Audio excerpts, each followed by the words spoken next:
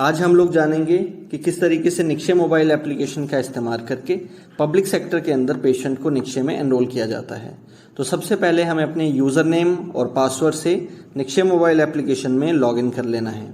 Login करने के बाद हमें कुछ इस तरीके से ऑप्शंस दिखाई देंगी। तो जो सबसे पहला ऑप्शन है न्यू एनरोलमेंट का, उसमें हमें जाना है। यहाँ पे आपको दो ऑप्शंस दिखेंगी, new episode and public patient की। तो नया पेशेंट को एनरोल करने के लिए हमें पब्लिक पेशेंट के ऑप्शन पे क्लिक करना है। वहां पे जाते ही निक्षय सबसे पहले हमसे मांगता है कि पेशेंट का मोबाइल नंबर क्या है और उसका जेंडर क्या है। बेसिकली ये इसलिए पूछा जाता है ताकि निक्षय चेक कर पाए क्या इसी नंबर से कोई और पेशेंट निक्षय में एनरोल तो नहीं है। तो चलिए यहाँ पे नंबर डाल लेते हैं और जेंडर सेलेक्ट कर लेते हैं और चेक करते हैं। नीचे आप देख पा रहे हैं यहाँ पे लिखा है नो डुप्लीकेसी फाउंड, मतलब इस मोबाइल नंबर से कोई भी पेशेंट पहले रजिस्टर नहीं है। तो यहाँ पे आपको दो ऑप्शंस दिखाई देंगी टाइप ऑफ केस फाइंडिंग में, एक्टिव केस फाइंडिंग है या पैसिव केस फाइंडिंग है। तो जो भी ऑप्शन आपको सूटेबल है वो आप उसको सिलेक्ट कर लेंगे। उदाहरण के तौर पे यहाँ पे मैं एक्टिव केस फाइंडिंग पे क्लिक कर रहा हूँ, नेक्स्ट कर दे रहा हूँ। यहाँ पे हमें पेशेंट की डिटेल ऐड करनी है। तो सबसे पहले आपको देखना है कि स्टेट, डिस्ट्रिक्ट, टीबी यूनिट और पीएचआई का जो नाम है बाय डिफॉल्ट आपको दिखाई देगा। यहाँ पे पेशेंट की डिटेल आपको नीचे डालनी है, पेशेंट का नाम। मैं यहाँ पे एक डेमो नेम ले रहा हूं, लेकिन आपको एक्चुअल नाम पेशेंट का डालना है। तो पेशेंट के फादर का नाम डालेंगे, पेशेंट की एज, जेंडर और फोन नंबर हम पहले से डाल चुके हैं। अगर पेशेंट के पास एक से ज्यादा मोबाइल नंबर्स हैं तो उसको भी हम यहाँ पे डाल सकते हैं और नेक्स्ट कर देंगे। यहाँ पे हमें डालनी है पेशेंट के एड्रेस डिटेल। एक चीज का ध्यान रखें कि पेशेंट का एड्रेस बिल्कुल एक्यूरेट होना चाहिए, मतलब हमें यहाँ पे पेशेंट का मकान नंबर, गली नंबर और उसके अलावा पेशेंट का वार्ड या विलेज कौन सा है, तालुका कौन सा है या लैंडमार्क, ये सारी चीजें हमें अपडेट करनी है। यहाँ पे मैं एक डमी डेटा डाल रहा हूँ, पर आपको पेशेंट से पूछ के ही इंफॉर्मेशन फिल करनी है।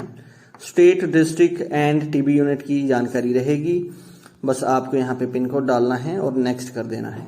उसके बाद यहाँ पे एरिया की इंफॉर्मेशन पूछी गई है कि पेशेंट का एरिया जो है वो ट्राइबल है, रूरल है, अर्बन है या फिर अननोन है। तो जो भी इंफॉर्मेशन आपको सुटेबल लगती है क्लिक कर दें। मैरिटल स्टेटस पेशेंट का डालेंगे, सिंगल मैरिड या अननोन। उसके बाद ऑक्यूपेशन है, मतलब पेशेंट क्या काम करता है, इस पे क्लिक करेंगे और जो भी सुटेबल आपको ऑप्शन यहाँ पे लगता है पेशेंट के अनुसार उसको सिलेक्ट कर लेंगे। लास्ट में इसमें है सोशो इकोनॉमिक स्टेटस, इसमें पेशेंट अबव पॉवर्टी लाइन है, बिलो पॉवर्टी लाइन है या अननोन है। तो आप सुटेबल ऑप्शन सेलेक्ट करके नेक्स्ट कर देंगे। अगले पेज पे हमें दिखेगा पेशेंट का सिम्टम क्या है। तो जो भी टीबी के सिम्टम है वो यहाँ पे दिए गए हैं। जो भी रेलिवेंट सिम्टम पेशेंट रिपोर्ट करता है वो हम यहाँ पे सिलेक्ट कर लेंगे। हम एक या एक से ज्यादा ऑप्शन भी सिलेक्ट कर सकते हैं। उसके बाद डन कर देंगे। नेक्स्ट ऑप्शन है की पॉपुलेशन या रिस्क फैक्टर।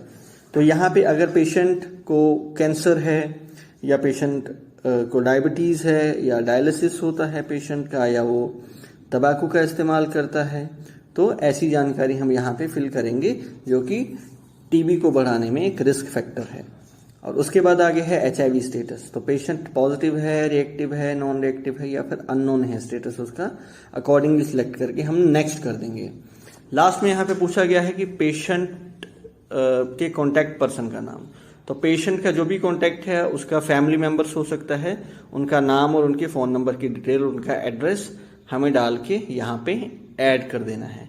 तो जैसे ही हम लोग ऐड करेंगे तो यहाँ पे हमें पेशेंट की निक्षय आईडी जो है वो जनरेट हो जाएगी। तो यहाँ पे आप देख पा रहे हैं कि पेशेंट को निक्षय आईडी मिल चुकी है और पेशेंट का एनरोलमेंट निक्षय में हो चुका है।